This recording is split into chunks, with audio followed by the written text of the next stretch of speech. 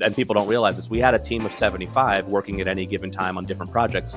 Our network was 700. I think we gotta dive in more. There were a lot of things that kind of converged in order to make me decide to shut down my agency. What was that pivotal moment like? I basically suddenly woke up one day and was like, wow, it's like a 10-year anniversary coming up. I've always thought of you as like an educator. And so that kind of gave me the itch for product. How many books did you sell? We worked on that thing for 3 weeks. And I made half my salary on that thing. Hey, what's going on, everyone? I'm Britt and Dan, and this is Low Key Legends, the show where I sit down with creative legends to fish out nuggets of wisdom that you can take on your creative journey. Today, I am joined across the screen by the design systems king of Philly, Dan Mall. Dan Mall is a husband, father, teacher, creative director, designer, founder, entrepreneur.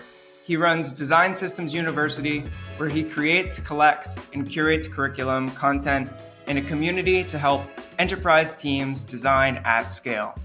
He is also the co-founder of Great Job, a platform that helps parents and caregivers design their own handbook for raising amazing kids. Previously, Dan ran a design consultancy, SuperFriendly, for over a decade. Dan writes about design systems, process, and leadership and other issues on his site, Dan Mall. And you can catch him on his weekly newsletter and or on Twitter or Instagram for more information and tips and techniques. Dan Mall, thank you so much for being on the show. Oh, it's my pleasure. Britton, thank you for inviting me and thank you for having me on the show. With a bio like that, it sounds like you're a serial entrepreneur. And I'm curious, what's either like the first dollar that you ever made that was like your own or the first business that you ever started? I'm just like picturing you in like middle school, like hustling candy, like between classes. Yeah, I was never an entrepreneur as a kid. Like I was never that person. I had kids in my class who were that. That was never me. I was always like creative and drawing and things like that. And I just loved doing it. And so the first design job that I ever had was when I was in 8th grade. And it was at the time where it was like, for my church, they were like, we need a website for this ministry that we're doing. And they were like, yeah, you kid, you're good at computers. Can you figure out how to build us a website? I'm like, yeah, sure. Yeah, I'll try to figure it out. And I built a website and they paid me $25. So it was the first website I ever built. And I got paid for it. So I guess from 8th grade, I was a professional designer. I guess from that point on, did you kind of develop an entrepreneurial mindset of like, oh, I can kind of do things on my own? Never. Not for a long, long time. For a long time, I thought my main skill was actually being a good like lieutenant to someone. Like I never wanted to be entrepreneurial. I was like, people who do their own thing, I'm really good as like their right-hand person. I'm really good with helping them with logistics or, being there to support them. Like it was like that when I was in a band. I felt like I was the right-hand person to the lead singer, who was the one who would always like book gigs and tours and all that stuff. And I was like, I'm here to support you. I'll hand out flyers or I'll like, hand out tickets or sell merch or whatever. And then same thing when I worked at agencies. I never wanted to start my own ever. I never wanted to start my own businesses. I would like working for people. I like being in the work. I like doing the design or the code or the animation or, whatever it was. And it wasn't until I had kids that it was like, I would like to have more say over what I do. And I started to get, as I got more experience in my career, I started to get a little bit bitter about like, why are we doing it like that? And then kind of fighting the system and going like, okay, rather than me trying to change a certain system, maybe I can create my own over here. So it wasn't for, many years into my career that I started to get the entrepreneurial itch. It seems that kids are a big catalyst for a lot of specific change. And while I don't have them yet, it's something that my wife and I are kind of constantly thinking about. And there's this tension for me where I'm like, I kind of think about my business almost as my baby, which is definitely unhealthy, but also logical. and it does bring in a large portion of our income and finances. So I'm like, if I did this, would it blow up my life? Or would it be the flip side where it helps me to think about this in a much more sustainable and logical way? And obviously you don't know until you do it, but it's that kind of balancing act at this present moment in time where I'm not sure how this would even affect my day-to-day life because it would change everything. Totally. I think it's both. I think like, will it affect your day-to-day life? Will it blow up everything? Yes, it will. Is that necessarily a bad thing? Like, I don't think so, or it doesn't Mm. have to be. Yeah. So I think it's like one of those changes or one of those trigger points in a lot of people's lives. It's certainly in mine that it just is a point to reassess. To Mm. go like, okay, what are the things that are important to me? My time is important in a different way now. My energy is important in a different way now because I have a new priority. And so, for me, it was very helpful, to have kids in the same way that it was helpful to get married. These Mm. are good things in my life. They require changes because now other people are relying on me and also just in my life, So I think there are good moments that you have to adjust. And there are things that definitely will change. But I think that, change is good. And the people who can manage change the best are the ones that are most resilient. So it's a good training ground, at least. A crucible, if you will, and a good one. And that's, I think, the thing is because like change can be hard for a lot of people. And kind of touching on that subject, I was curious how your mindset around kind of what you do has changed as you've kind of progressed from Super Friendly into Dan Mall Teaches into Design Systems University, and what you had to do to kind of level up, I guess, in each of those things. And we'll probably like jump around quite a bit. We don't have to take it chronologically, but let's start with. Okay, cool. I'll start from I guess from the end, and maybe we'll work our way backwards. Maybe start with the present day. Change is difficult. I turned 40 3 months ago. I'm like straight up in the middle of midlife crisis. I feel it. I know it. I identify it. My therapist is like, "Yep, you're there. Like, this is it." So The so motorcycle's coming. Oh, like, yeah, I have my version of like buying a Ferrari, somewhere in here. And so, like, what happens at that point from all of my reading about it and all my studying about and my own experience is like, it is another inflection point. It's another point to reassess to go like, what am I doing and is it fulfilling to me? Does it do the things that I need it to do, both emotionally, financially, like all of those things? It's a point to reassess. So, in order, to your question about like what are the things that I had to change, what are the things I had to level up. One of the things that I have to learn, when I started my agency, it was just me. 10 years in, 11 years in, when I shut it down, we had a team of 75. Right? That's a lot of people. And then going back to a thing that's just me, it's like my systems are changing all the time, and going from a person to then a small team to then a large team to then a person again. It is a reevaluation point for me to go like, what team do I need to support me? I'm generally a lone wolf, and I have this Mm. this irony of like hating being a lone wolf, but also really liking being a lone wolf, and like all of that kind of stuff. And so a lot of those changes are in my face now to go like, well, I don't want to build a team of 75 again, but like, do I build a team of 3? And how do I do that? And, so all of those things are kind of coming to a head right now. So that's the present day situation of things. Maybe let's jump back in the time machine, go there and talk about the act of growing something to that scale and the high level pieces, I guess, like the high level lessons of that growth over a decade of running Super Friendly. Then we can kind of see how it interconnects into the next thing on your kind of personal journey. When I started SuperFriendly, it was 2012. My daughter was born in 2011, my oldest daughter. And I was working at an agency then. I worked at Big Spaceship in New York, which I loved working there. I was there about 3 years. The challenge was that agencies for people who work at agencies, like you work long hours. Like Mm-hmm. it's not always a 9 to 5. Some days are light, some months are light, and then some months are heavy. Like I remember working. There were some weeks that I worked 20 hours, and then like the rest was kind of fooling around. And then there was 1 week that I worked 120 hours. I was like the most hours I've ever worked in a week. I've never done it since, but there was a week like that. So it's like it was very very volatile. And I remember when my wife and I had our daughter, I would leave the house at like 7:30, 8 a.m. to get on the train. I had about an hour train ride into work.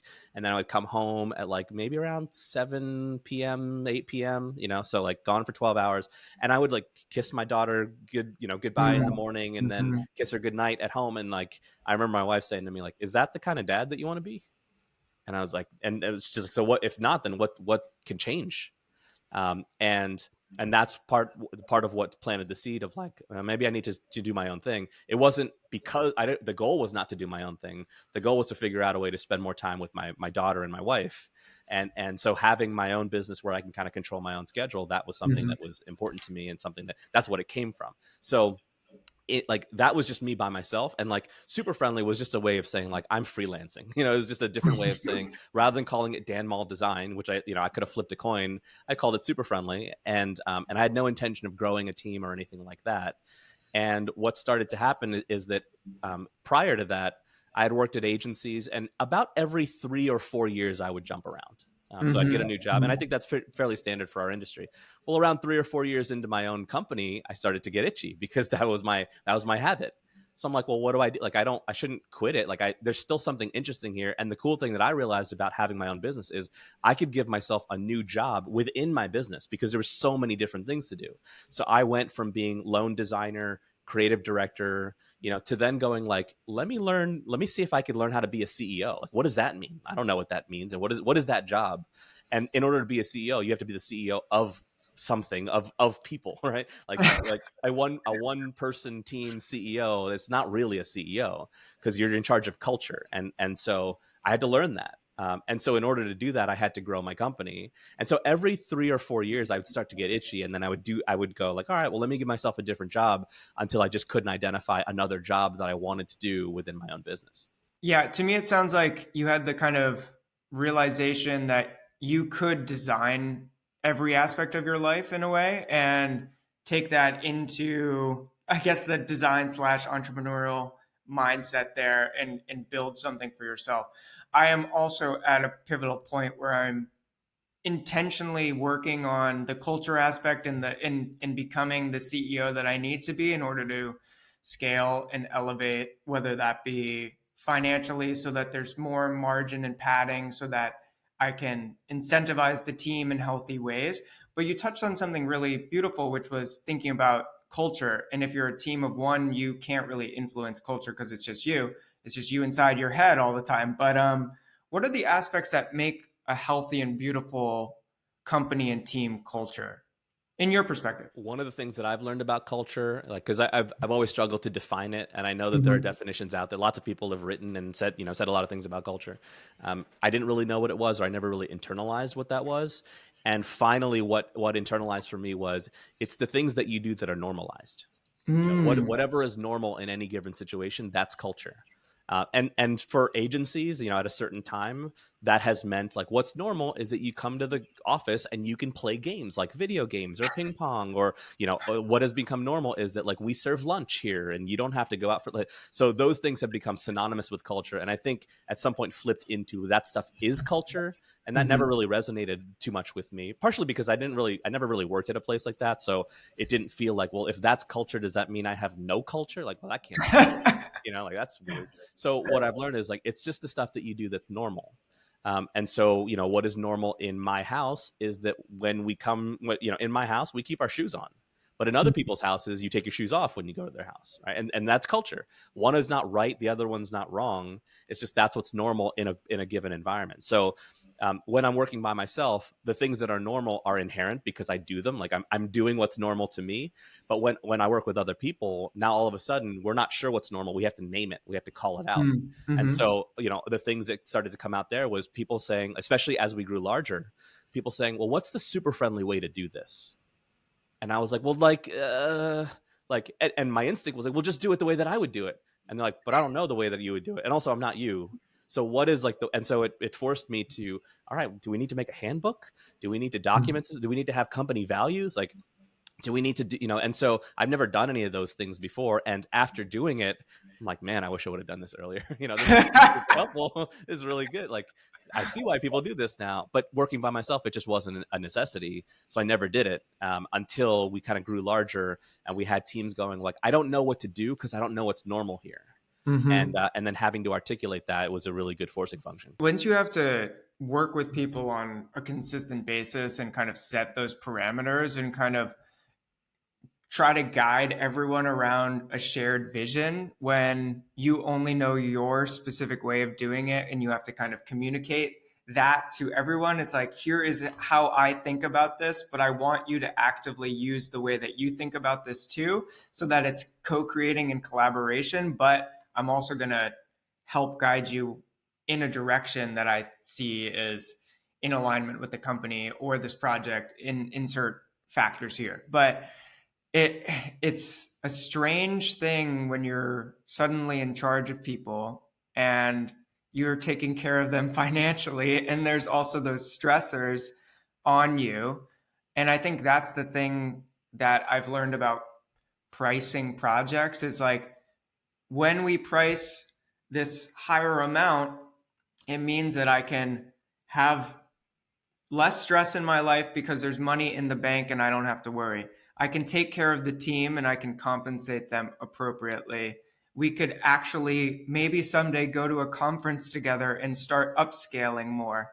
So I'm curious what factors of that nature are important to you or important to SuperFriendly. Yeah, I have so many. And one of the things that I am both realizing and also like still continuing to untangle is like, what if this stuff was Super Friendly's and what if this stuff was Dan's? Because the Mm, stuff that was Super Friendly, stays kind of buried with Super Friendly, and the stuff that was mhm, Dan's needs to come on and live with Dan too.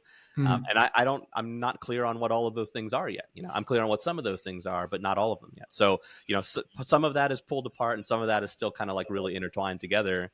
Even almost 2 years out from shutting down Super Friendly and moving on to some other stuff. Um, One of the things that I've realized is just margin is so helpful.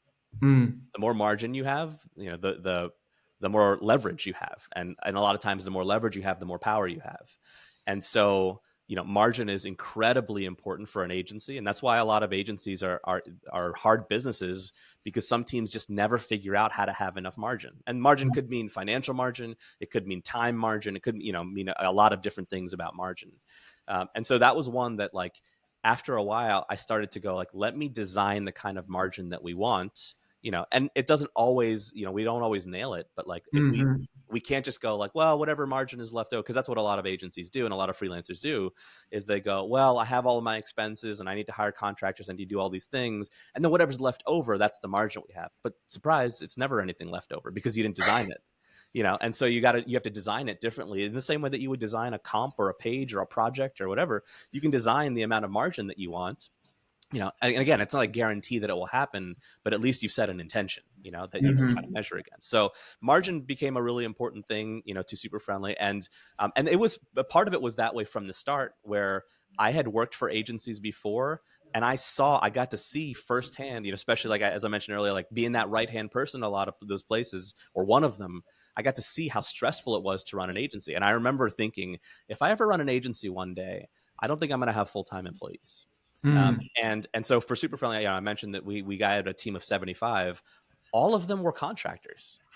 I mm, was the only full-time employee until the last year. I hired my first full-time employee in year 10. And so I only had one other full-time employee other than me. Everybody else was contractors, because I was so scared of like being responsible for someone's livelihood and taking care of them and doing all that stuff. What I realized in the way is that I can still help to take care of people, even if I'm not wholly responsible for their, the majority of their income.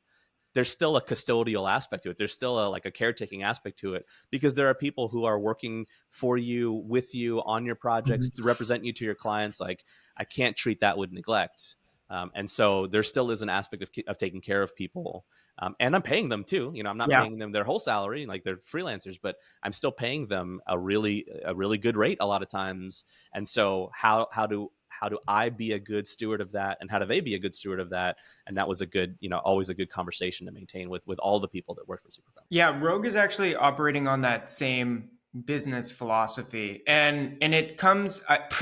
I don't know if I got it from you directly or if it's just coming from a place of fear of like all of the things that you have to tackle, whether it's paperwork or health insurance and all of those logistics. It just like scares the shit out of me. Like I can, talk to a lawyer every once in a while, but like dealing with all of that, that just seems like a gigantic headache that I don't know if I would like to tackle. And I do feel that I connect with that being the lieutenant. Like I was always good at being like the designer and giving like good feedback and working with people at their agencies.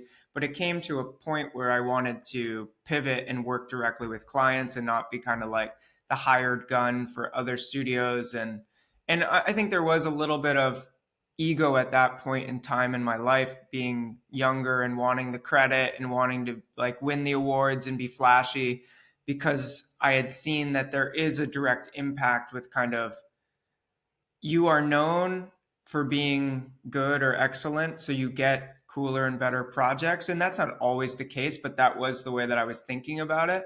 And now it's this mindset of like, I've pivoted from like a like winning and flashy mindset to a really hard pivot to like service and hospitality as like the primary thing that I'm focused on. And I know based on a quote from you that this is something that you're also thinking about. So this is directly from your config talk where you mentioned, who can we help and how can we help? And you said this over and over again, where it seems that you do have this like direct like mentality of service through the lens of design, teaching, education. And I'm curious, when in that kind of journey of either SuperFriendly or your life, where did that kind of come into play? When I was a kid, like that, this is like kid Dan stuff. Mm. This goes way back. I'm a kid that grew up in North Philly as a kid of immigrants. Like my parents, my dad came from Pakistan and my mom came from the Philippines, and they met in New York. And like, in America was the land of freedom, right? And like the land of opportunity, like all of that stuff was like true in my family. And I watched my dad for my whole life, and my mom for my whole life, work really difficult jobs and work their way up. My dad started as like a clerk, in a company, and eventually became the CFO of a company, like, and became a CFO for 30 years. And my mom started as like a low level nurse and became like the most heralded and respected nurse in her hospital, for a long time. So like they really came from very little, with their family and from their families, and grew up poor, and came here and made a good life for themselves and for my brother and me. So like, there's always this like, there's a bit of a chip on my shoulder about that, the kind of immigrant work ethic, that I saw from my parents. And then there's also I saw them struggle. And then I saw at some point in my life, I learned how to push some pixels around. And all of a sudden, like, people are asking me to speak at conferences, or like write articles for their publications, or flying me around the world, or like, I'm working with these big brands. Like, all of this kind of stuff happened just because I could push some pixels around. Like, that feels like a cheat code. That feels like, why didn't anybody teach me about this in school? Why didn't they talk about this when I was in elementary school? And so it feels like a cheat code. And to me, I'm like, well, if that worked for me, I want to share that with as many people as we can before someone realizes it and then they shut that off. Like, at some point that's going to turn off. So like, I do feel like, and I don't think this is realistic at all. I think I have this irrational thought that like, oh, we got to get as many people, in here before they close the doors. And maybe that'll happen one day. I'm not sure, but it comes from that. It comes from the fact that like, I feel like I've had a really lucky turn somewhere. And it's like, I actually also have the skills to help other people have that same lucky turn in not a lot of time. Like, I ran an apprenticeship for 6 years that helped people switch careers from something not design or not engineering or design related. And I work with them for 9 months and then help them get placement, somewhere else to get a full-time, like 9 months. That's all it takes. Not to be the best designer, the best engineer in the world, but like to have entry-level skills to get a decent paying job, 40 grand a year, 60 grand a year. Like, that's not chump change. That's a lot of money. And Sure. so that it just feels like that is a cheat code that I'm like, I need to share that with as many people as I can, because that seems unfair to me. It's unfair in a positive direction to me. And so I want to share the wealth on that one, because it seems like there's a lot to go around. And I think even coming back to maybe it's mindset education, but like, you, to acquire the skills, you can kind of hustle to do that. And you can take a course, whether it's a Dan Mall Design Systems University course or anything, to kind of upskill yourself. But I think maybe the apprenticeship, maybe the greatest power of that would be kind of learning directly from you and kind of gaining that sense of confidence. So I'm curious, what types of things would you instill in your apprentices to give them that kind of I'm just going to call it gung-ho cowboy spirit for lack of a better word to describe it, but to just go after kind of their dreams, kind of pivoting completely from something else into this industry. So one of the things that I learned with my apprenticeship, and not just the apprenticeship, I've had lots of interns at agencies that I've worked at, and then also at my own, and then working with teams. A lot of times, like I'll take on some of the junior members of the team and going like, all right, I'll help you while I'm here. A lot of the things that I've learned is it's almost like the hurdles are almost never about design or engineering or the craft. Almost never. I've never worked with someone, and it's not to say that that doesn't happen, but I don't have a lot of experience with it. I've almost never worked with someone who's like, Figma is just too hard, I quit. Right? Like it's never that. Like learning React is just too hard, I'm out. I've never seen anyone do that. That doesn't mean it's not difficult some days or they're not stumped or whatever, but that's usually not the thing that pushes people over. It's usually something else. It's usually like why do I have to do another revision? Like it's stuff like it's usually and for a lot of my apprentices, it's usually like no one ever told me growing up that I was doing a good job. So this is weird. Right. And that's part of the culture conversation is like a lot of this stuff is abnormal. Not because it's bad, but it's because people aren't used to it, And so a lot of the work that we do, even just like getting compliments is something that throws people off because they're not used to doing that. They're not used to doing a good job. They're used to doing a bad job. They're not used to a thing taking multiple revisions to do. They're used to nailing it in one shot. Like all of those things are the hurdles. And so like those are the kinds of things that I would spend a lot of time on with my apprentices. We spent much less time on like, all right, let me show you how this feature works in Sketch, or like, let me show you how to use this functionality over here. Like that's stuff that you can find on YouTube, you can find on the internet. Like I'll work on that a little bit with you, but like learning how to learn is the stuff that I would spend a lot of time with them on. I remember getting into arguments with a lot of my apprentices where they would be like, why can't you just teach me how to use grids? I'm like, because you can figure out that part. You don't need an apprenticeship with me to figure out that part. You might need an apprenticeship with me to figure out how to be a professional though. So that's the stuff that I'm going to work on is the professional skills. I know a lot of people call them soft skills. I heard someone rebrand it. I wish I remember who it was. I heard someone reframe that as power skills or core skills. I'm like, yeah. So like I spend a lot of time on the power skills and core skills because that's the stuff that nobody teaches. If you can learn that, if you can learn how to meet a deadline, if you can learn how to scope your work, if you can learn what to do when you're going to be late on something, if you can learn how to communicate well, if you can learn how to work in public, like all of those things are skills that no one really teaches. And those are hard to communicate in a Skillshare course. So those are the things that I spend a lot of time on in my apprenticeship. Yeah, and that's like the fundamental stuff. I think maybe I didn't do a good job with my past two interns with kind of giving them the reality and expectations because I kind of like brought them in right away and I was like, as a part of your internship, you're going to be a part of client calls and you're going to have to participate in those client calls. And I want you to watch what I'm doing, but I'm also going to call you out. So you have to present the work that you did. And it scared them, but they did it and they grew. And they told me at the end that it scared the shit out of them, but like it helps them to grow. And that's really the point.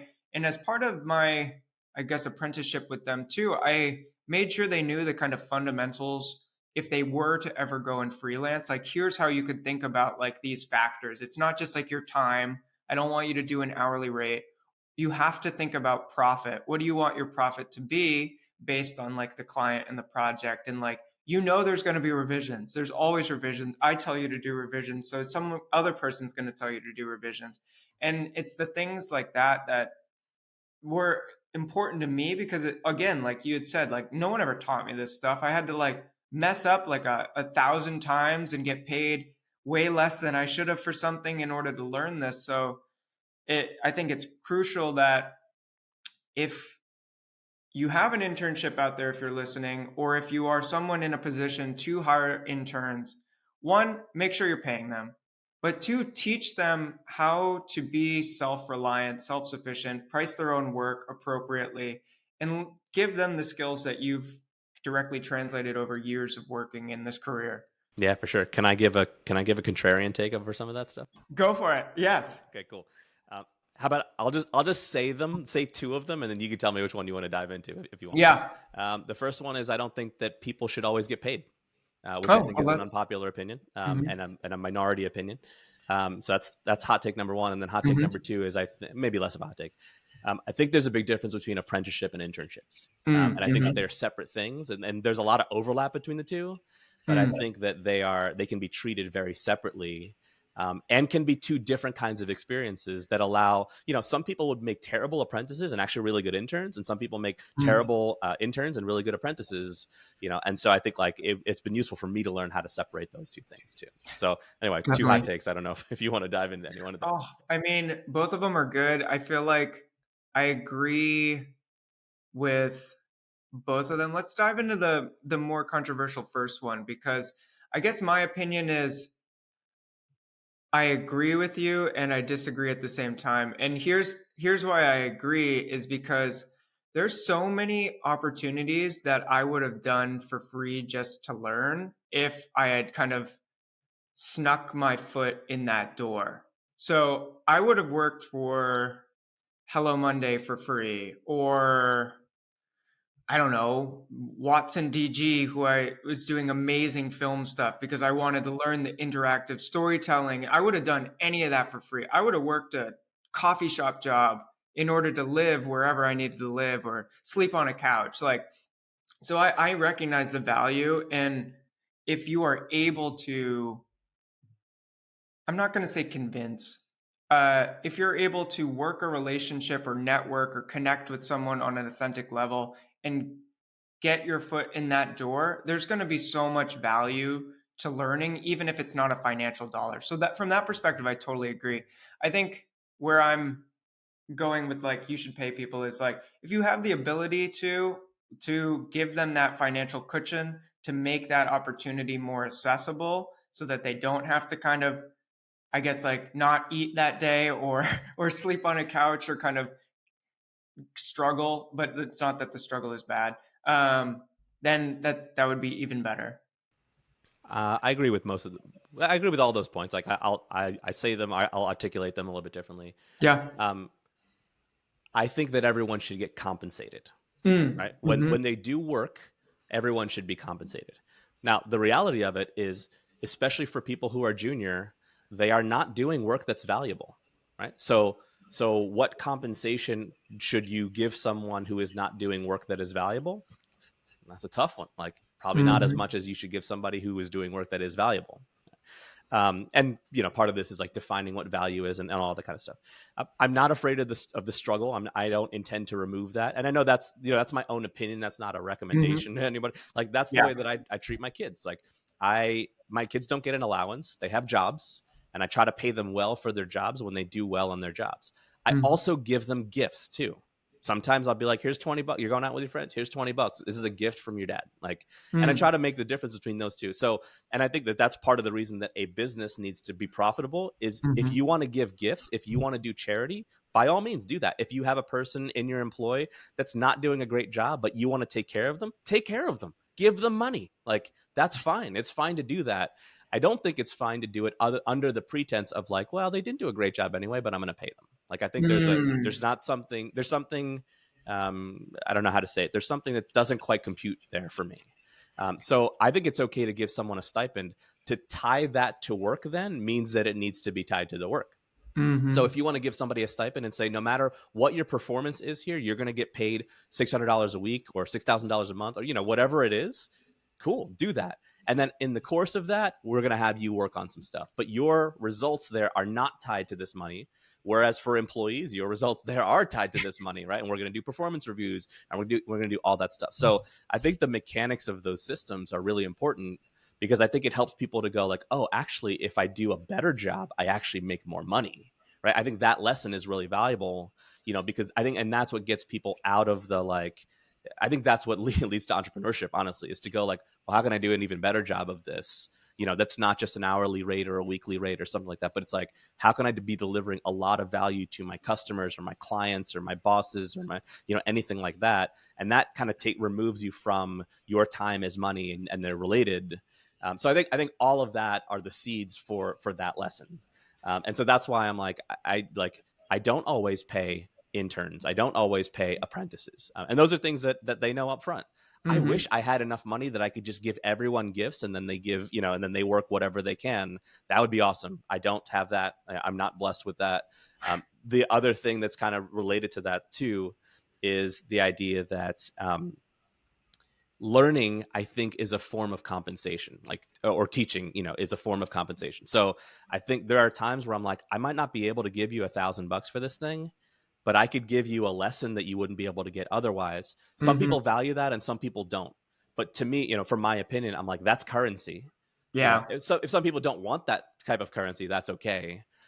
But I think that's a type of currency that people undervalue. I think this is why teachers are underpaid. So anyway, Mm-hmm. I could soapbox about all that stuff, but I think education is a currency. I think something that limits me from taking on interns, and maybe this is kind of something that opened up my mind now, is just because I am thinking about the financial dollar, also tied to the fact that if I'm going to be giving my time, my attention, and also not receiving work that is the quality that I can share via Rogue with a client, then that work has to be done by either myself, which is taking up more time, or someone else on the team, which is taking their time.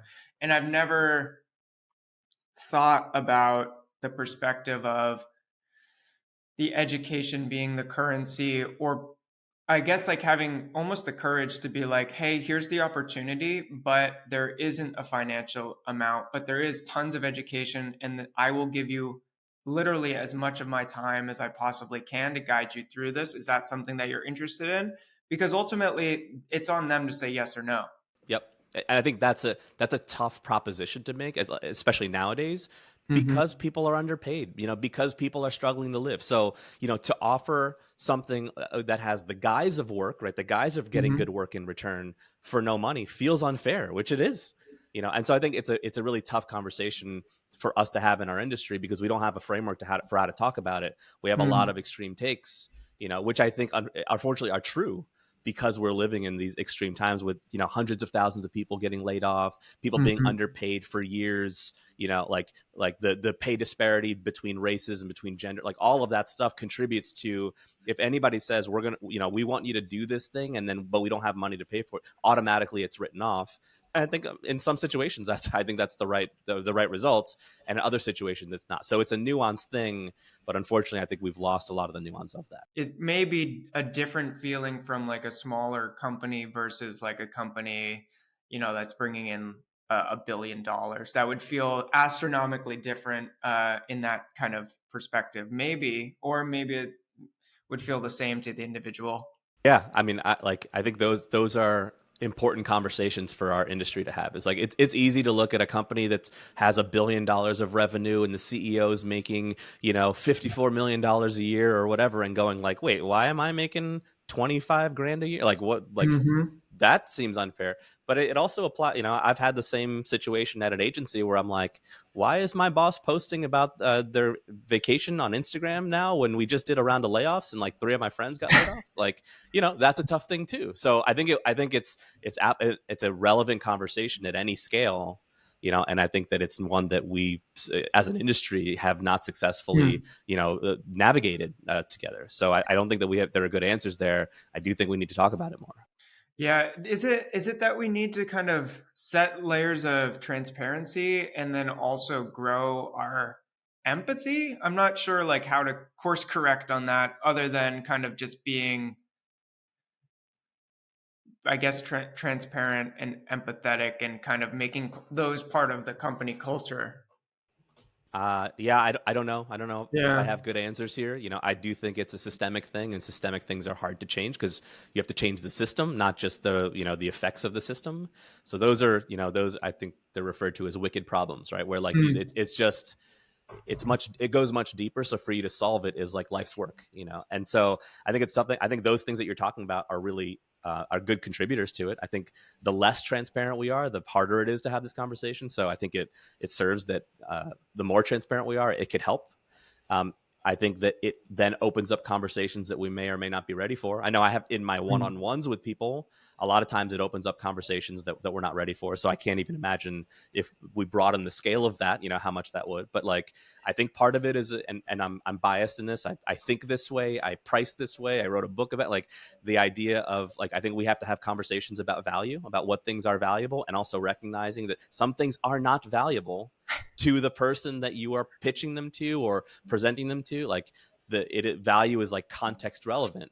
And so I think it's a little bit of like a faux pas to say like that thing wasn't good, and so you're not going to get paid for it. Like that's a really tough conversation to have with someone. And I think it's not a conversation that you can have at all if you don't have a relationship with that person, to be able to have that so I think it just opens up all these doors. I'm unfortunately, I don't have answers. I wish I had answers. So this would have been like 2018, I think, 2018, 2017, 2016, around that time. I'm just throwing out years, but I read everything that I possibly could by you. And one of those was the value-based pricing book, or I guess ebook that you would put out.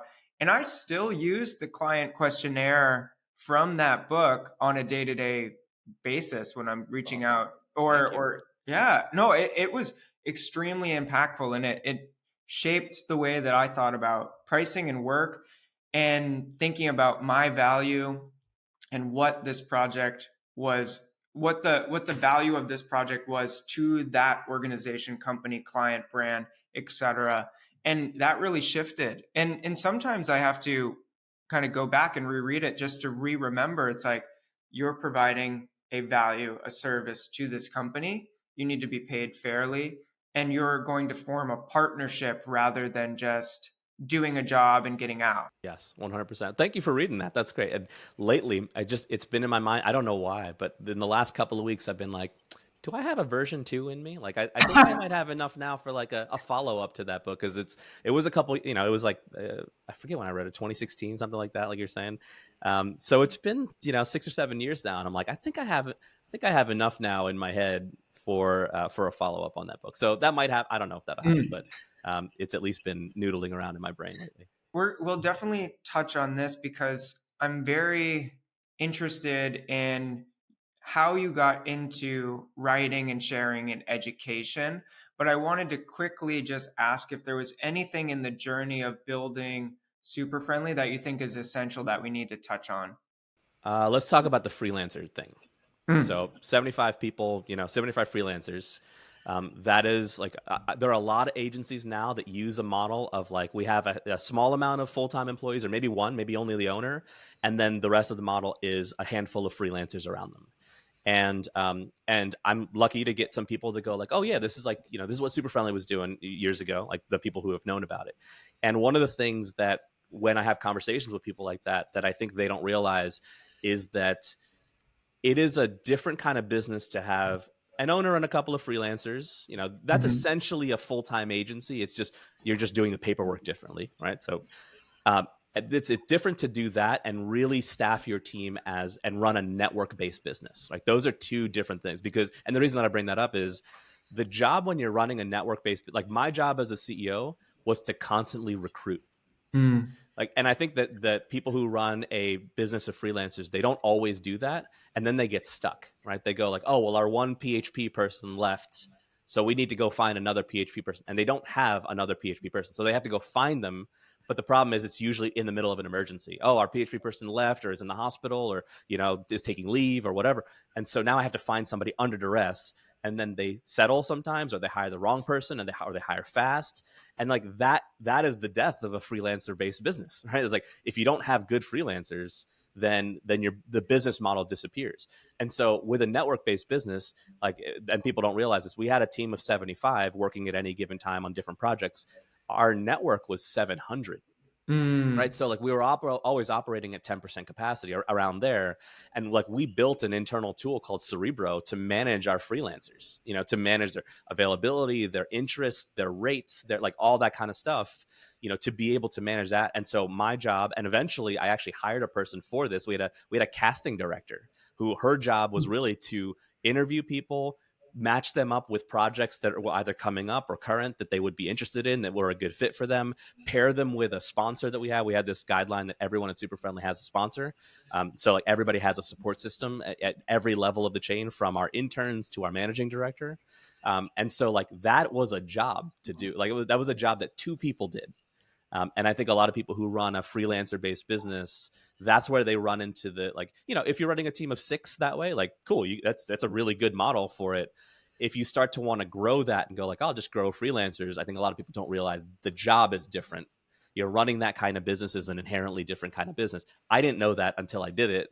And then I was like, oh, I would do it way differently now. Now that I know it, I would have set it up way differently than I did before. To jump back to the culture aspect of it, that's something that I find challenging too, because certain people will be there for a long time where they're kind of like permalancers, or they're kind of like basically like staff or team. But then there's people that are jumping in and out, and they may really like working with you, but they may have a bunch of opportunities and then they're gone, like you had said, where you need kind of like this big roster of incredible, talented people. I find it challenging to kind of find the systems or the ways to cultivate that culture. One thing that our casting director was doing, I don't know that there was like a set interval, but it was roughly around every 3 months, like once a quarter, is that she would check in with all of our freelancers, everybody in our network, and ask them and also our managing director was doing a lot of this as well. Like, what do you need in this season of life right now? That became a really important question, because people's seasons change. Sometimes people are like, I need job security, right? So it's like, all right, well, let's put them on as many projects as we can to give them some security. Maybe the pay is a little bit lower, right? Because maybe it's not their ideal projects, but at least it gives them some runway. For other people, it's like, I'm trying to save for a house. I need to make as much money as I can right away. It's like, okay, well, we might put you on some work that's like less appealing, but pays really well. And for them, that would be fine in one season and not fine in another. So like always checking in with them about what the season is for them. And then especially for newer people that were always entering the network, setting expectations. Like we didn't do a good job of setting expectations initially, and we started to get better at that. And so some of those things that we were doing was we were setting the expectation. Well, first we made an onboarding video. So it was like, everybody's got to watch this onboarding video. It's 30 minutes. And it talks about, in that onboarding video, it's me talking about like, here are the types of failure that are completely tolerated, that we love. Here are 7 different kinds of failure that we would love for you to engage in as a super friend at any given time. Here's the one that we don't. Here's the one that if you do this one, you'll probably talk to somebody, about that. This one's a problem. These other 7 are great. You want to take risks? Go for it. You want to, try something new? Excellent. You want to be negligent? Probably not the thing that's going to get you ahead here. And then setting other expectations that are usually against freelancer culture. Because I think, for example, what I think a lot of freelancers were looking for, I think for some reason, for some folks are still looking for, is like, if I freelance and do a good job, then I'll get more work here. Right. Essentially, I'll turn into a full-time employee without being a full-time employee. And we set that expectation very quickly from the start. When we were talking with people, we would go, most of our super friends on average work on one project with us, and that's it. So like, if you want to work with us because you want to like do a good job on this one, and then, and then you get the next one, then you get the next one, you get, like, that's not how we work. So we could recommend you to other places, but that's not how we work. So if that's what you're expecting from us, probably not going to get it here. And that was an intro to talking about, well, so how come SuperFriendly doesn't do that? Well, so let's talk about our mission. Our mission was to create better opportunities for those who wouldn't have them otherwise. We can't do that if we just staff up with all the people that we, otherwise we might as well build a full-time agency for that.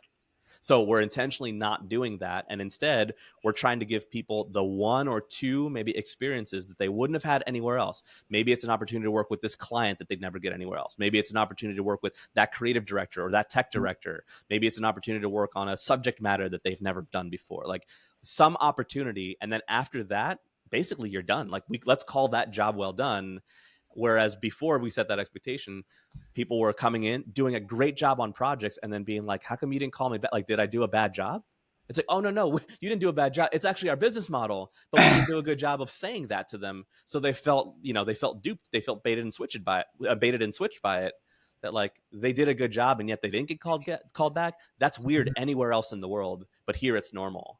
right? So that's like part of the culture stuff that I was talking about earlier. And something that I've been trying to formulate internally, and I'm curious if you've done the same thing, is like either, well, I guess this is people that you're working with long term, and maybe that's kind of where you're at with Design Systems University. I'm not exactly sure, since you had mentioned like a team of 3, but coming up with some sort of questionnaire for maybe some quarterly kind of check-ins or monthly check-ins that kind of set like a standard, are we moving in the right direction? So I don't have like those perfectly mapped out, but I'm curious if you do anything internally to make sure that you're on track internally and people are feel like they're being compensated fairly, that they're appreciated, and certain kind of like personal metrics for people. Yeah, totally. So I'll mention two examples.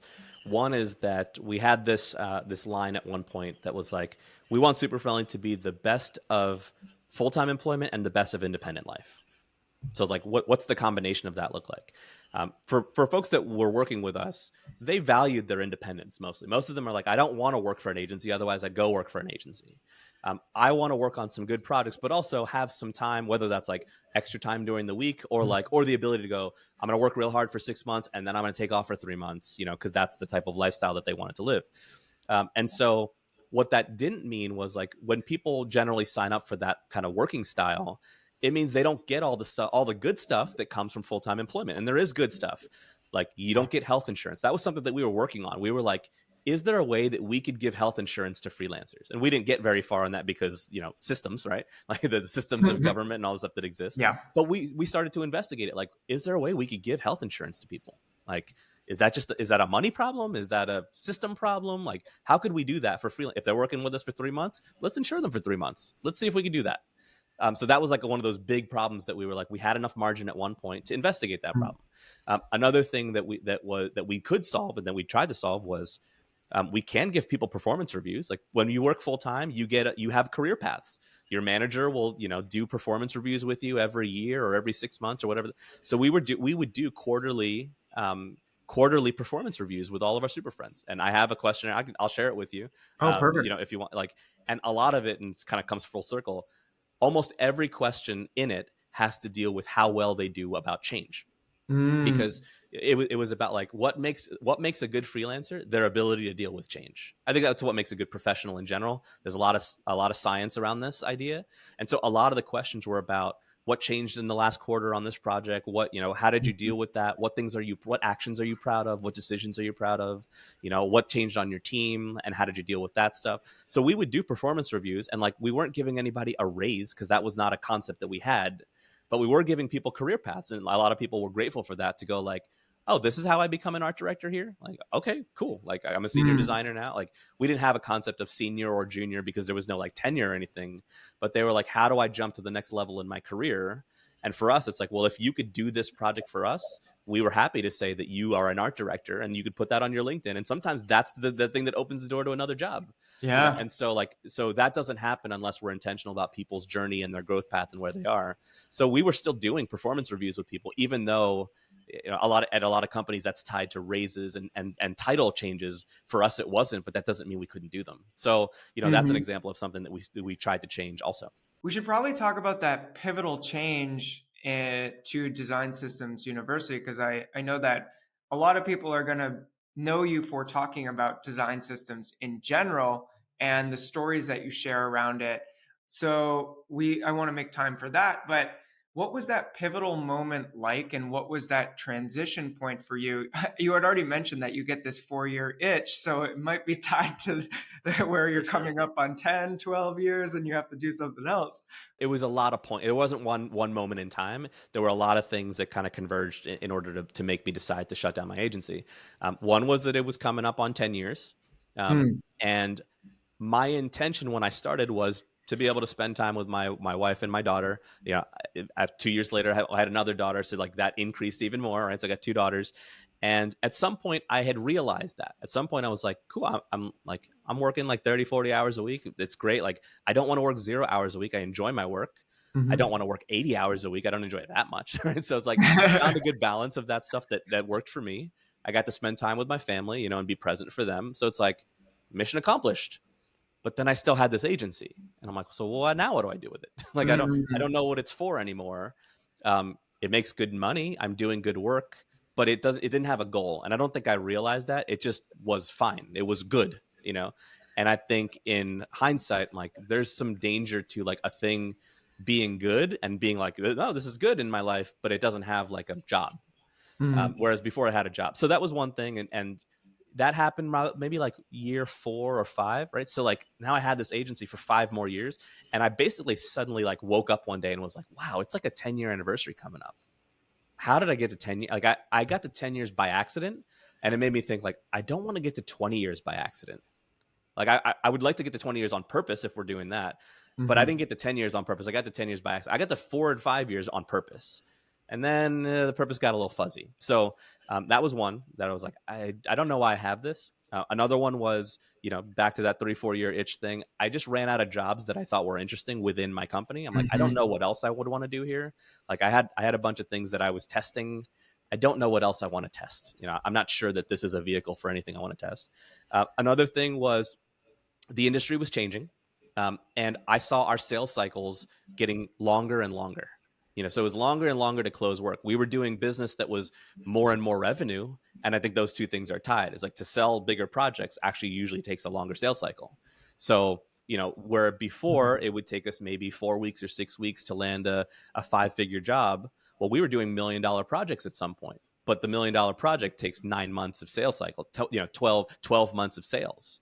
So it's like those were getting like larger and larger, and we're actually just not qualifying ourselves or not even being invited to smaller projects, which is like you would think that would be a good thing, but now it's turned into like too big to fail. Well, not really, just big. And Mhm. so like that stuff started happening more and more. So that was another kind of another variable in the thing. And then the last thing I think, or maybe one of the last things, is that along the way, because we pivoted into design systems, and we did only design systems at that point, our clients started asking like, well, what's your process? And I think they were expecting like some typical like agency process, like, oh, we define and then we design and then we deliver it, like all that kind of like, and here's a cool diagram about it. And we never had anything like that. And I was like, it's just too complex to describe. Like that was my feeling about it. And one day my managing director was like, try to describe it though. Like it's okay if it takes a long time. Try to describe it. I was like, okay. Like I need to write it. I need like a day to write it down. And I wrote down all the steps. Like, okay, I guess these are some typical steps that we would take, and it ended up being 52 steps. And it was like, okay, well, all right, so we got to make like a brochure about this. So we made a brochure about it. It took a week or so. And when we were looking at it, we were like, I mean, this is a book. Like this is it's not a sales brochure. Like no client of ours is going to read this. At least not if we give it to them in a sales cycle. But like this is a book. We should publish it as a book. And so we did a little bit more work on it. It took another 2 weeks on it, and we eventually published what was called the Design System in 90 Days workbook. And actually put it up for sale. And we gave it to our clients like as a free thing, but we put it up in case anybody wanted it. We put it up for sale. It was an expensive workbook. I think we put it up for $350 because it was like there's a lot of stuff in here, and that book sold. I think I made half my salary on the sales of that book, Wow. and I don't have a low salary. And I was like, wait a minute, like, so that kind of gave me the itch for product. Like we worked on that Mhm. thing for 3 weeks, and like I made half my salary on that thing. Um, what else are we missing? No, what else are we not doing that we can capitalize on? So like all of those things I think came together to make me go like, what would it look like to work on my own products and my own projects and my own things? And if this agency doesn't have a job anymore, even though I like it, I enjoy it, and it's good, I think I'm ready for something else too. I was ready for a new season, a new change. So all those things kind of came together to make me go like, yeah, I think it's time. And rather than one day, I know a lot of people shut down their agencies because they just can't do it anymore. They don't have sales or whatever. I'm like, rather than that happening to me, I would rather take that into my own hands and shut it down on my own terms. So it got to the point where a lot of our work was coming to a close, and we were just about to start like a new wave of work. And I was like, wait, before we start a new wave of work, in 6 months, I think now's the time to wind it down. I guess I think about like Seinfeld and the closing of that show, where you're closing before you can ever like do anything bad, and you're kind of on a high note. Was that coming into your mind, or was it just seriously just like calendar wise, this works out, I'm ready for this change? Maybe a little bit of each of those things. Like Mm. I never felt like we were on top of anything. So I don't know if I think it was less that I did feel like things were going really well. Mm. Generally I'm like, this is a, if I could design a business, it would be this. And I did design it, and Mm. it was cool. Like, I got to work with my friends a lot. I got to work like with some of the, like, man, my list of logos that I could put on my website is amazing. It's like, I'm so proud of that. And that was a thing that when I was junior designer Dan, I was like, man, one day it would be awesome to work for Nike or HBO or like, one of those clients. Like I have like 60 of those now. Like what an Mm. amazing, what a lucky privilege I have. So it felt like, well, that's not a box to check anymore. Like I'm like mission accomplished on that one too. So I didn't really feel like we were on the top of everything, but I felt like I got everything that I could have gotten and could have wanted out of it. And so it felt like time for a new challenge. I wanted to touch on the selling the book and making half of your salary. How many books did you sell, and what was it like right when it went on sale, or was it a long kind of trickle of those sales? Long trickle. It took about 9 months to get to that point, right? But Okay. less than a year, right? So less than a year of salary. It took about 9 months. So it wasn't like right away. It kind of went in spikes, as Hmm. we would promote it, or as as things would happen in the industry that like, oh, I'm at this conference, or things like that. So it definitely wasn't right away. It was definitely more of a trailing thing. So these are some numbers from your social profiles. You have 43K followers on Twitter, 36K on LinkedIn, and you have a newsletter of 50K readers. I'm assuming that audience plays a huge factor in the kind of sales of your products in general. And I was curious, what have you done in order to cultivate and grow a community of that size? Because one thing I've noticed about you, Dan, is that you are an incredible storyteller and you share these very short stories that seem to be not about the topic of design or entrepreneurship at all. It could be a cast iron skillet, it could be something like completely off the rails, but it always ties into this tangible lesson. Are those two related? Your ability as a storyteller in the cultivation of your audience? I'm not sure I have a conclusion about that yet, but all signs point to yes. So, so like part of why I started a newsletter is that I didn't have one, and I've been on Twitter for since 2007 or something like that. Mhm. So it took me 13, 14 years to grow 40,000 some subscribers on Twitter. My newsletter I started a year and a half ago. So it took from I think I had like 200 or something like that. So those 50,000 newsletter subscribers, that's happened in a year and a half. And what I was testing was like, how fast can I grow a new audience? Because I didn't know what that was. I didn't have a newsletter when I sold the workbook. It was mostly through Twitter and mostly through Twitter and LinkedIn. Um, I if there's one thing that I have done consistently in the last year and a half, it's write a newsletter every week. Mm. Every week, I haven't missed one. I haven't missed one. So I think I'm on like week 70 something now, something like that. So I've sent 70 newsletters out, and like I've watched that grow exponentially. And I'm like, all right, if I do a thing every week, like it pays dividends. It didn't at first, but as everybody says, like it hockey sticks. It ups and to the rights. And even within the newsletter, there's some that are just duds. There's some that I phone in, and then there's all sorts of mixes in that. There's some that I phone in that are duds. It's like, that makes sense. There's some that I phone in that are like total hits where I'm like, what? There's some that I'm like, this is gonna be a banger, and it's totally flops, right? So there's all sorts of mixes in that. The things that I get the most responses to is when I write stories. Like when I Mm. write some sort of like metaphor or like a story from my own experience, and I get a lot of feedback about those. I don't get a lot of feedback about like my teachy stuff. Like anything where I'm teaching, everybody's like, whatever, fine, like thumbs up. But the ones where I'm like, oh, let me tell you a story about how I worked on this project, and the like the one specific thing that you might not have done on your projects that I did here that really did a good job. And those are the ones I get feedback on a lot. So I've just relegated to go like, I guess people are interested in stories, which of course they are, right? Like, of course, Dan, they are. And I'm like, I didn't know this, but with the feedback, I'm like, I guess I have a lot of stories to tell. Mm. I've been working since I was in 8th grade, right? As a web designer, I have a lot of web design experience that I can share. and it's not this big stuff. It's the little stuff that people are like, that's a really good tip. Thank you. I'll take that today. So I'm like, I wonder what those are. And my newsletter is just my way of like trying to dredge those up from my memory and going like, all right, what did I do in 2017? What projects did I work on? And so I'm having fun just going through my archive and going like, oh yeah, I did work on that with Harvard Business School. And there was that cool moment that one day at the kickoff. Let me write about that thing. So just looking back at like my old notes and my like, and you asked about me like sharing all this stuff. I've kept the blog since 2005, and it's because I've never felt like I've had a good memory. So I'm like, I have to catalog these things. I catalog all the time, not because I'm compulsive about it, because I'm like, I'm gonna lose my memory one day. I feel it going, and I like reading my blog. Like I was reading it yesterday, and I read the post that I wrote when I got married.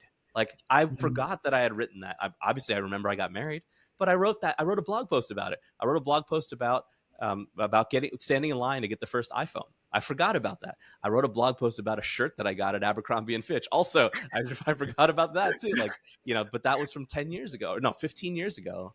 And so like, I'm having fun doing that. I don't know what that's going to turn into yet, but it stresses me out lately to think about what is this going to turn into?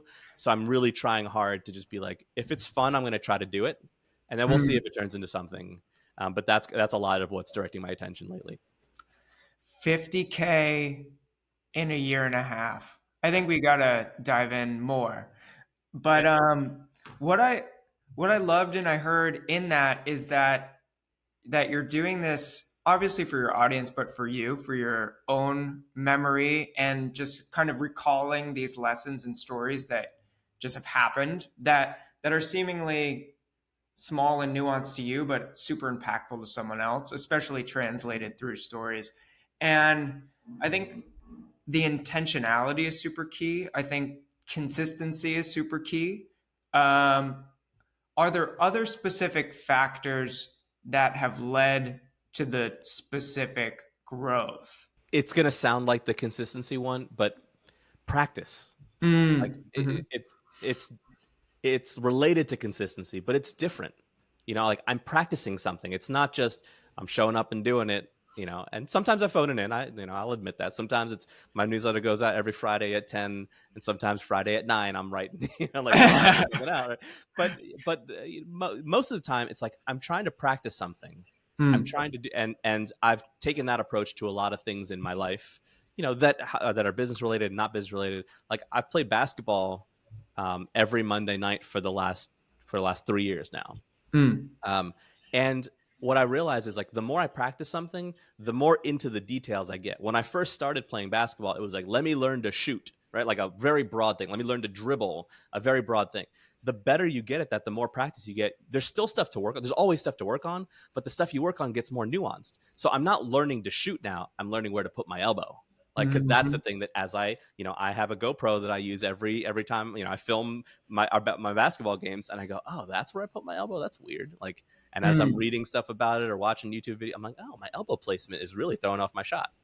Like, and I'm not doing that for any given reason other than just like, I want to get better at it to get better at it. I'm not trying to be a pro basketball player or anything like that. It's fun. It's a thing that I get to work on. I get to practice. I get my steps in. But like the things that you work on get more nuanced. And like that makes sense to me as from being a designer for a long time. When I first learned to be a designer, you got to work on the big stuff, grids, typography. What do I work on now? Like the nuances of all of that stuff. Do you use an asymmetrical grid or a symmetrical grid? Do I use a 14-column grid or a 15-column grid? Like you get into the nuances of the things that you're doing as you get better at it, as you practice on it. And so that's one of the things that I'm enjoying about writing a newsletter every week is like, sometimes I'm like, I want to try to be funny in this one. Like, cause I'm not naturally funny. Like, let me work on my comedy. Let me work on my timing. And like, those are things that I can see myself getting better at. So like, it just gives me an opportunity to practice, which I think that is the part of that I enjoy also. And it then reinforces like, well, the more consistent I am about it, the more I get to practice it, the better I get it. So it's like, it becomes this virtuous cycle. It becomes this flywheel now, once it's actually going. It's just hard to get it started. Because when it started, I didn't know what I was practicing. No one was really reading. I didn't get a lot of feedback. So like, it's lonely, but I think that's also a benefit at first. It's like, well, no one's watching, so I'll just do something. Well, you get to like experiment and test and try new things to see what people are interested in specifically.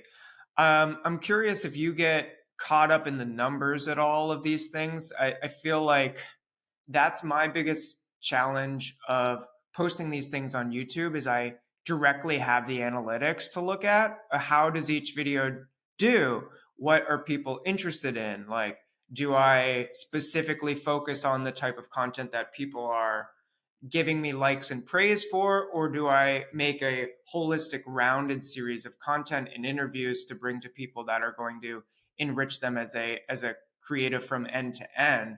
And I mean, I'm a high performer by nature or by choice. I'm not sure which. So I care about the analytics and the numbers and want it to do well because I think it should, based on the level of commitment and ultimately like a commitment to my guests to show them in the best light and to make them proud, if you will.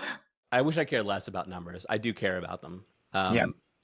I think there's benefit in it.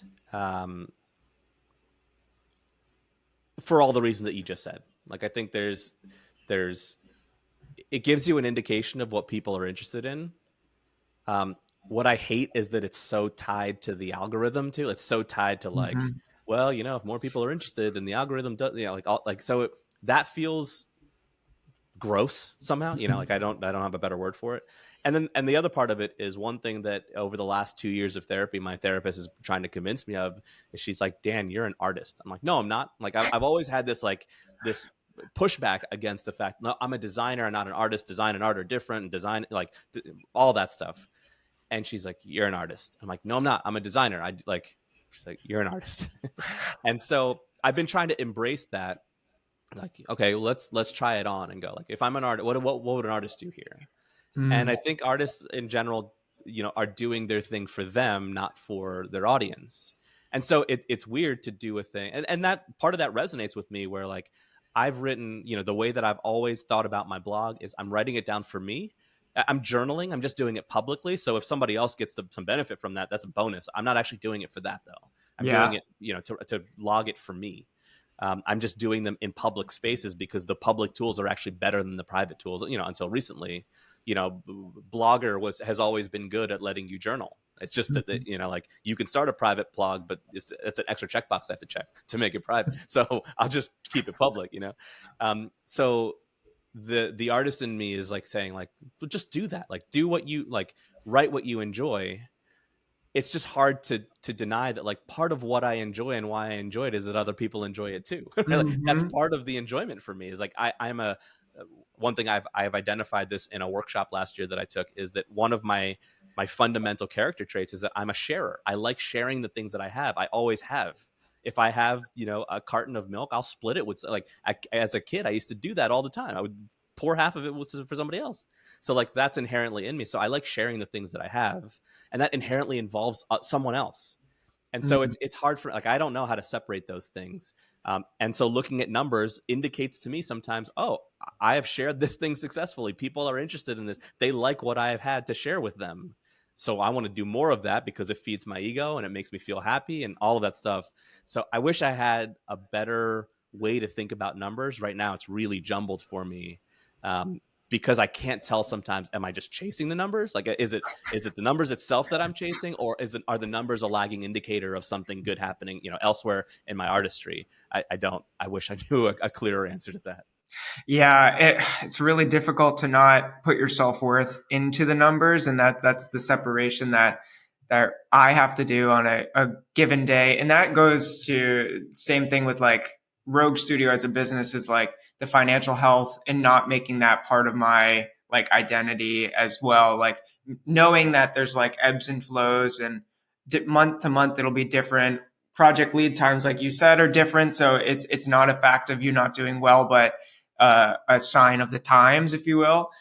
And I don't know if you have any tips for kind of separating that, or if it's just talking to a therapist or just personally journaling or stoicism.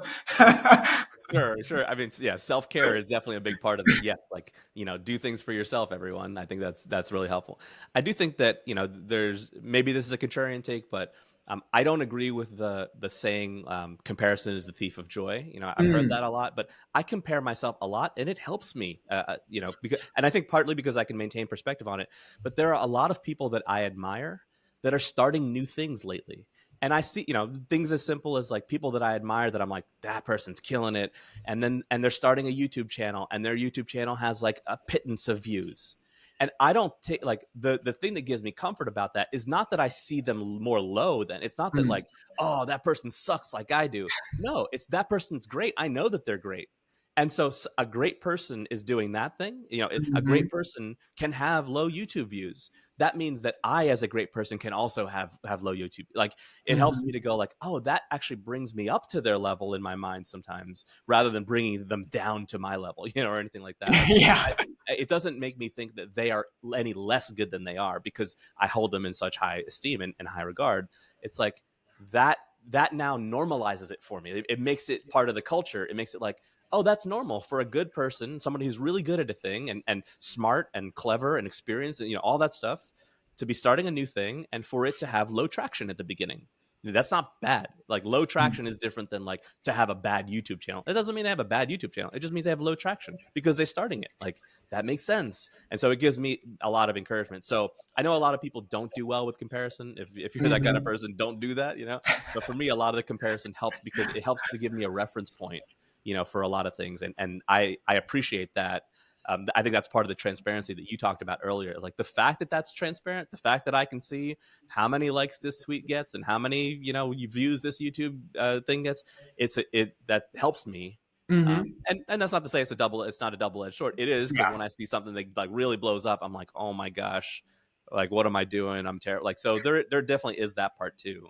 But I try to take the good of that part and, discard the bad a little bit more. I honestly think I'm in alignment too, because I compare myself maybe to a fault to other people. And I think where in the what I've realized is the difference is like knowing that everyone's doing their own thing, that they have their own unique personality, that their business is set up in a certain way, that we're entirely servicing different clients, even if they're maybe in the same vertical or field, if you will. But I'm going to attract people for a certain reason. They're going to attract people for a certain reason.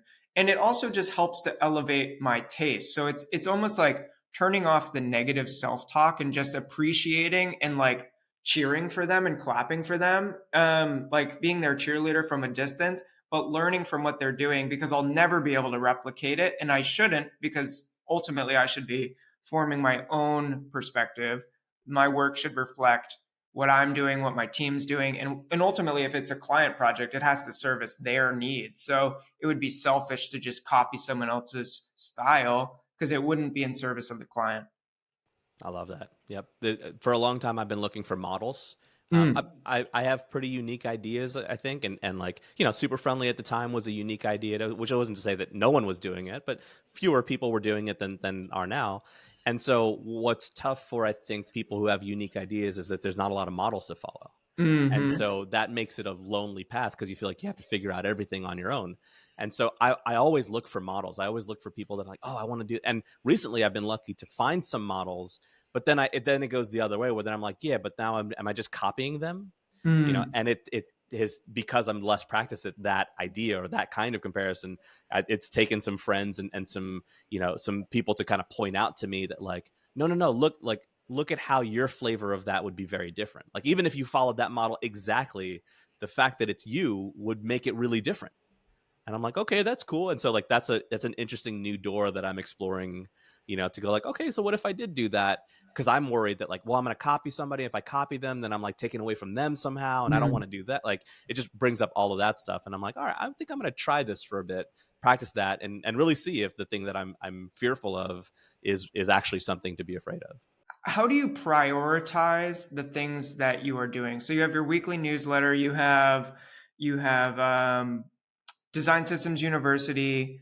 You have great job. What is kind of like the breakdown of a typical day or week in the life of Dan Mall, and how are you organizing these things or batching things out in a way so you can get everything done?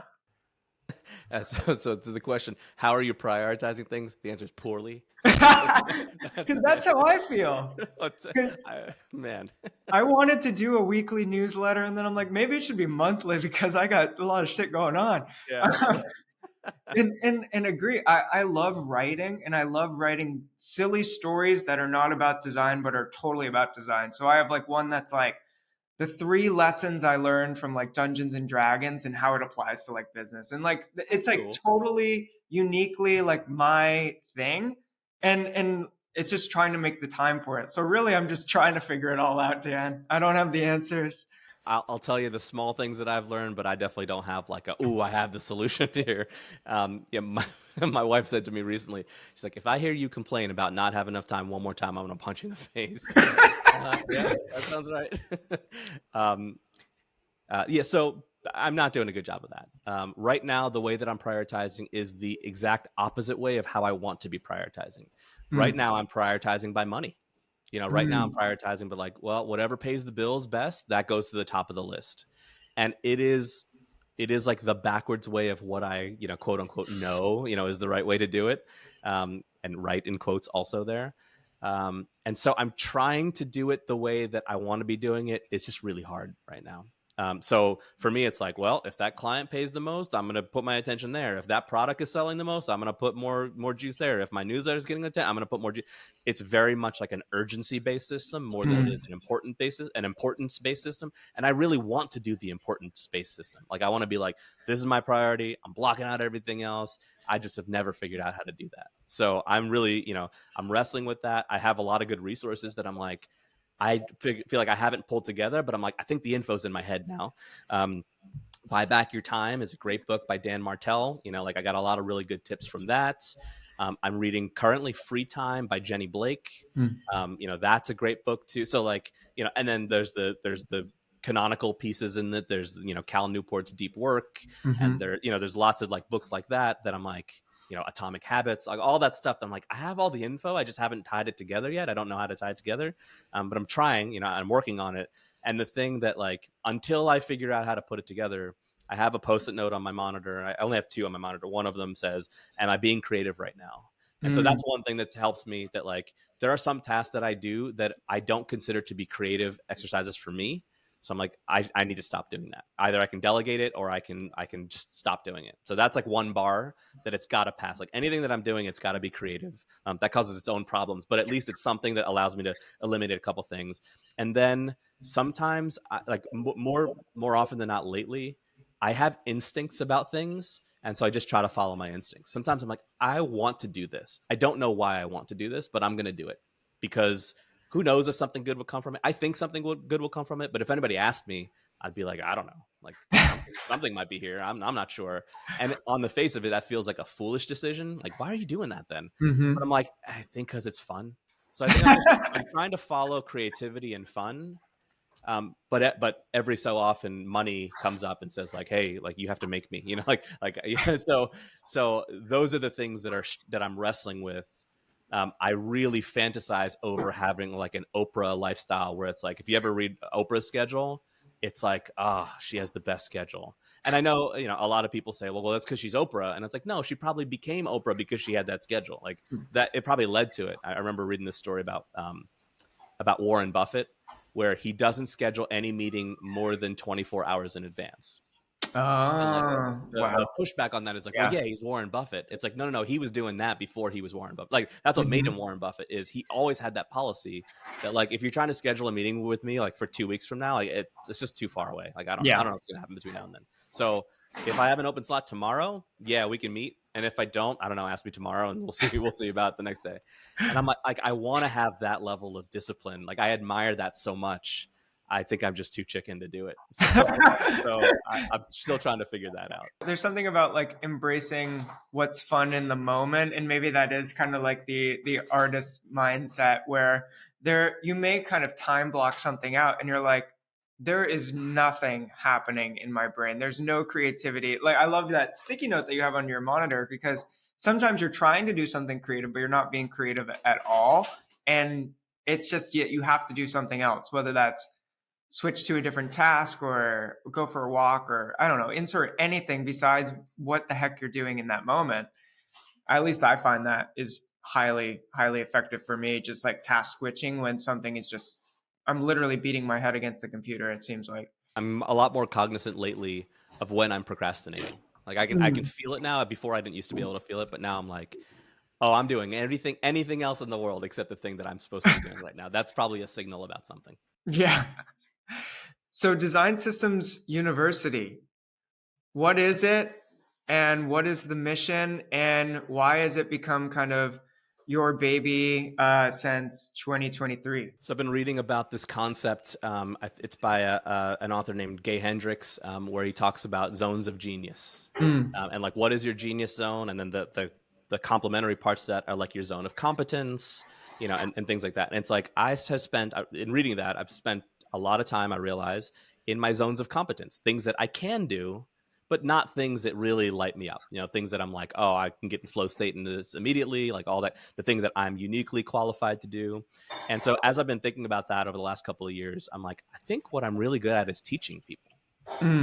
And that jives with the direction that I had taken my agency over the last couple of years. And in the last few years of when it was open, I shifted our model to be like, we're not going to build design systems for our clients anymore. Like we did that for a while. And what I was realizing was like after a year or two, I would follow up with the client and they would be like, oh yeah, we redesigned it. Or like, we hired another agency to do another version of it. And it's like, well, for all the money and the time that you put into doing this with us, like it would be different if we were working on a campaign or a microsite or something like that. Those things have short shelf lives, they have, but like a design system should last like years at least, if we're doing it well. And so what I realized was it was just hard for them to take the thing that we had made and like really transplant it into their culture and their organization, have it take roots, train everybody on it as much as we did. We did all this stuff, training and documentation and all that kind of stuff, and it just wasn't taking root.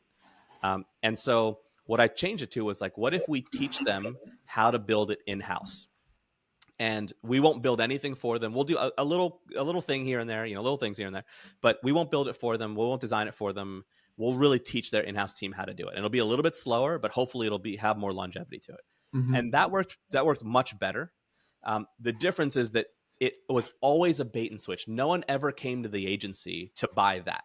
They would always come to the agency and say like, can we buy this design system from you? And we'd be like, no, but we'll teach you how to do it. And they're like, yeah, okay, sure. I guess we'll take that, like, and it turns out good for them, but it was always weird. And I was like, and one day I was like, if this was a university like that, it would make a lot more sense. And even just switching the name and offering the same exact service, to start, it was so much easier to sell. And people would be like, oh yeah, that makes sense. Like they would buy it more easily. We chunked it up. And then when I chunked it up into courses, it was much easier for people to buy. It made more sense. Even just the naming and the framing of it, like it just made a lot more sense to how people were buying. And so that combined with the fact that I really love teaching the teams. I didn't really like designing and building that stuff with them, which was okay at the time because I'd hired people who were doing that stuff and really good at that stuff. But me, myself, I wasn't really doing, what was in my zone of genius. So I kind of shifted to going like, what if I was teaching more? What if I was doing, rather than working with one or a handful of clients, for a year at a very deep level, what if we could change the scale and teach many more people about design systems all at once? It wouldn't be as deep, we wouldn't get it at the level of depth, but maybe more people would be able to do it. And then a handful of them might turn into like, can you help us at a different level with some of this stuff? So it all kind of went into that. And then that combined with the whole, like, what if I made my own products, itch that kind of came up, like everybody's making courses nowadays. Like, how hard is it to make a course? Let me find out. And so, just trying my hand at that and going like, some part of this is fun. Some part of this is a drag, like editing and making videos and doing all this. I'm like, okay, not my zone of genius. Cool. I should hire out for that. All right. So it was a new thing. It was better positioned to some of my customers and clients. And so that confluence of stuff, I think just made it go like, I think I'm going to spend some time here, and see what that turns into. So right now, Design System University is a series of courses that people can take self-paced. And then our most advanced course is Design System in 90 Days, which is a live cohort, 12 weeks. I teach it live because I love teaching live. And it's people spending 12 weeks, 90 minutes a week, every week for 12 weeks. It's a big commitment, but I'm having a blast doing it. I think a lot of people, everybody in the cohort is doing a great job, and I think having fun doing it and learning a lot. So it's activating a lot of that stuff for me. I had a community in there at some point. I ran that for about 6 or 7 months. I realized I suck at that. I gotta stop doing this or get some help. So I've shut it down. Maybe I'll bring it back once I get some help on it. But I learned that's not my calling. That's not my gift. It is not a thing that I'm good at. I think of you, and maybe have for a long period of time, maybe since I read Pricing Value or Value-Based Pricing. But I've always thought of you as like an educator and a writer, which is maybe not how you would see yourself, and especially at different points in your career. But was that a easy switch of your kind of, I mean, like part of your identity, or did that not come naturally? I still don't think of myself as a writer, but if you Mm. look at my history, like I've probably written more than I've designed. Like Mm. so my identity, my professional identity, is as a designer and a creative director, and I think I've taken that on. And it wasn't until I published my third book that I'm like, am I an author? Like 18 years of blogging, right? It's like, am I a writer? Yeah, I guess that makes me a writer, but I still haven't fully embraced that idea. Mm. There's something about it that I'm rejecting. I don't know why. Like that's some work for me to do to go like, why am I resistant to this idea? But I don't see myself as a writer. I consider myself a designer, even Mm. though I've probably written a lot more than I've designed. A designer that writes and a creative that can do all these different mediums, I suppose. Yeah. I get like I probably more accurately, I'm probably closer to like a writer who can design. Mm. But I don't know that I'm just not embracing that for whatever reason. I've tried to change my identity in the, I guess, in preparation for like, if any, I guess, because I do like stoicism. So like there's a concept of memento mori. So you kind of reflect on like the negative. So in that case, you're reflecting on your death. So in that, which is like very dramatic, but it just makes me have a better day consistently where I'm like, this could all go away. This job could all go away. I'm reflecting on those things and what is it that really lights me up. And I think when it comes down to it, I'm a person who just builds and creates things. And like that could apply to anything. So if, it all went away, I could still find a way to build and create things in any capacity. So it's not tying my self-worth to a company or one specific thing, which I've found pretty valuable. I think that's why I like the identity of being a designer, is because it's Mm. such a broad thing that like, a designer is basically somebody who does something on purpose, right? Like Mm. that's Mhm. all it is, and then manifest that thing. And so I'm like, yeah, that's what I want to do in all the things right now. I want to do that in my business. I want to do that with businesses. I want to do that when I'm making web pages. I want to do that if I'm designing an app. Like it works macro and micro. Like I remember one time, years ago, my brother was in nursing school, and he was having trouble with his grades, and he was just kind of like venting to me about it. And I was like, I can help you with your grades if you want. Like, let me see how you study. And he's like, all right. He came over one day, like showed me how he studied. We did some mock tests, and I gave him some tips on like what he can do to improve. And he got a better grade on the next test. And he was like, how did you do that? I was like, what do you mean? He's like, you're a designer. How did you do that? Like, how did you help me with my grades? And I was like, well, I observed what you were doing and then made some tips on how to change it. Like, that's what my job is. He's like, that's Mhm. what a designer does. I'm like, yes. A designer observes things in the world and then has opinions about how it can change and then tries it. And if it doesn't work, tries something else. Mm. And he's like, you don't like make websites? I'm like, well, I do though. like, and so I think that's the trouble with that identity is that, Mm. you meet somebody on a plane and you're like, I'm a designer. And they go, oh, fashion designer? And like, no, like a graphic designer? So like designer means a very shallow thing to some people and it means a very broad thing to other people. So I think that's why it's problematic as an identity sometimes, is because it can mean anything or it can mean something very specific. And so for me, shutting down an agency and going like, what am I going to do next? I'm like, be a designer. It's like, well, weren't you one before? And it's hard for me to even describe to myself what I'm doing right now, post running an agency. But what I'm doing is I'm designing. I like, I'm designing lots of different things to see what's the thing I want to spend more time designing over others. And I think one important thing is just like fundamentally understanding what success looks like to you. And this is something that I'm very interested in now, and something I've been asking more and more of the guests who come on the show is, what does success look like to you personally? That's a tough one. Ramit Sethi has a really good concept called the rich life. He's a financial advisor. He has a Netflix show and he wrote a book and he's on all the socials. And He has this concept that like if you don't know what your rich life is, you don't know how to have the discipline to get there. So he always, one of the exercises that he has people doing is like, what's your rich life?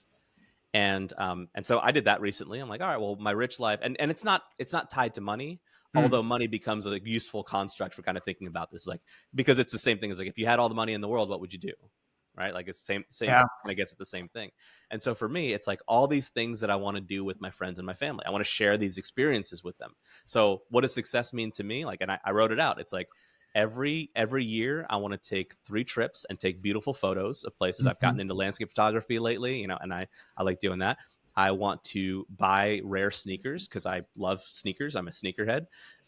I want to eat at Michelin star restaurants, 3 or 4 times a year. I want to play basketball every week. I want Sixers season tickets, and I want to do all of those things with my family and my friends. Mhm. And so to me, that's what success is. So I'm like, whatever the fastest path to getting there is for me, that's the thing that I want to do. Right now, that's being a designer and a creative director. If that means driving for UPS one day, or if that means managing a Burger King, like I'll go do those things next. Like I don't have any sacredness around, like I don't love design. I do love what being a designer means for me because it's the quickest Mhm. path to that life and to success for me. And so those are things that I want to have, and those are things that I get sometimes within striking distance of. It's like, oh, I get pieces of that every now and again, and then okay, other times less pieces of that. So it's like it's a bit elusive right now. But success for me is getting to a point where like I can always have those things and be able to share them with the people that I care about. I love that you brought up the rich life. And I did that exercise not too long ago. And it's great to have just on deck or on hand because you can look back to it and be like, oh, I'm drastically off course. Yes, yes. And mine was pretty simple. It was just like not working 60 hours a week and being able to buy coffee out whenever I want, to compensate my team, to give like you had mentioned earlier, like gifts or bonuses, uh, not just based on performance, but like, hey, you go get a new shirt. Like I've seen you on the call and you only wear that shirt. Like you deserve something nice today, or something just simple. Like it could be anything. Insert whatever here, but and then it's like, oh, I know that I'm drastically off base with my time, and I know that I need to make sure that I'm allotting all of this extra care and time for my wife. So, like, one thing is like I want to buy her flowers every week, and like sometimes I like totally forget, and it makes me feel terrible in the moment. But it's just like setting those expectations, looking at this, reflecting on it. I think is like a beautiful thing, but it also helps keep you in alignment with what's actually important. What I love about the rich life construct is that you can quantify it, right? You can Mm-hmm. if you think about those things, you can go like, okay, well, how much does that cost? Right? And like now you have a literal target to get to. And one of the things that I realized was my rich life costs, X amount of dollars. I forget what it is, but it's only, and I'm going to qualify this in a sec. I'm going to walk it back. It's only $76,000 more than I'm making right now to get Mm-hmm. to my rich life. And I'm like, wait, I thought it was like millions of dollars away, until I quantify it. And now $76,000 to make an extra $76,000 a year, that's not an easy thing to do. That's a lot Mm-hmm. of money to make. That's more money than some people make. Um, but it's not millions of dollars. And that's the thing that's like freeing to me, that like, oh, I could probably I could design a way to make $76,000. Like it might take 5 years or 10 years or 20 years. Like I don't know how long it's going to take, but I could probably think of a couple of different ways to do that. It might mean I have to work really hard for a period of time, or maybe I do have to go back to 120-hour weeks, for a little bit. Like maybe that's the path. But it like all of a sudden now I can plan around it. I can strategize around it because it's a literal target. For a long time, my target was I just want to be able to do whatever I want whenever I want to do it. It's like, well, Mm-hmm. yeah, but that's like, isn't that what all humans want, right? Like, that's not a target. That Yeah. you can't get to that point unless you can be specific about, well, what is it that you want, And it wasn't until I got specific about what I want that I'm like, oh, okay, so let's quantify that, and now Mhm. I can make a plan to actually get there. And so that was a really useful exercise for me. We're running out of time here, Dan, but I want to ask you a couple of fun and fast questions. It's how we kind of end every sort of episode, and they're always specific to the guest. Okay, cool. So, um, I was curious, how has picking up photography changed the way that you see the world? Oh, I it made me realize I am a very sheltered I grew up a very sheltered person. Hmm. And so it's just given me a much bigger outlook on the world and just looking at it differently. And so now I'm like addicted to that. What is the gear that you're using? I shoot with a Canon EOS R. I usually take about 2 or 3 lenses out with me every time I shoot. My favorite is my 24-70. Although lately I've been getting into to my zoom lens, my 100-400. Hmm. It's kind of a telephoto lens, and I've gotten a really, really like using that one. This is something that I'm really interested in, and I think it comes from like a pride perspective, a culture perspective, but everyone that I've met who lives in Philly now or has grew up in Philly has this intense pride for where they came from. So I'm curious, what is it about Philly or the community that instills this pride? Because like I lived in Boston, I'm from outside of Boston, and that's definitely there too. And so I wanted to try and understand that a little bit more, but from the Philly perspective. Yeah, all right, I like it. I like this question. Philly's it's a very blue collar town, and it's a hardworking town, and we have a chip on our shoulder about it. So I grew up I wasn't born in Philly, but like I moved to Philly when I was really young, so I consider myself like just about a born Philadelphian. Mhm. And it is a melting pot of places. It's a very diverse place, and we get ragged on a lot for Mhm. lots of things. And I think geographically where we're located, we're between New York and Washington D.C. Both of those are like really major cities, and everybody counts Philly out when people go like, I'm going to take an East Coast trip. Well, where are you visiting? New York, DC, right? Like nobody mentions Philly, and that makes us mad because we're just as good as any of those cities. In a lot of ways, we're a lot better than some of those cities. Like I love New York. I was born there. I lived there for a few years. I love it. There's no place like it in the world, but it is a gigantic city that is super duper condensed. Yeah, Right? And it's like massive. that's a very specific kind of experience. If you want to come to a big city and it not be super condensed, but it be like a reasonable level, Philadelphia is great for that. Like it's awesome for that. And we have just as good things as anywhere else in the world. We have amazing food, we have great sports, we have good culture, we have great arts and music, we have all that stuff, and yet we still get counted out. So I think we all have a bit of a chip on our shoulder for that. And so I think a lot of the Philliness comes from that. Yeah. Go check out Philly, an incredible city. It's not just Rocky. See, it's that kind of stuff. It's like, Yeah. oh, Philadelphia, that's like cheesesteaks and Rocky. Like, way to be reductionist about the place that I live. It's like it's that kind of stuff that's like, all right, we'll show you. I feel like the Philly has been on a lot of travel related things recently. I think I saw like Action Bronson went out on his YouTube show to Laser Wolf. Laser Wolf, that place is great. Yeah, the Richard Yeah. Solomon place. Yep. Great food scene, arts, culture. It's worth a trip. So that's my hyping up Philly as a I Bostonian. appreciate it. I appreciate it, especially as a Bostonian. Thank you for that. Yep. Mm. I know there's a lot of bad blood there. Well, thank you. I really appreciate it, Dan. I think this was a fantastic conversation.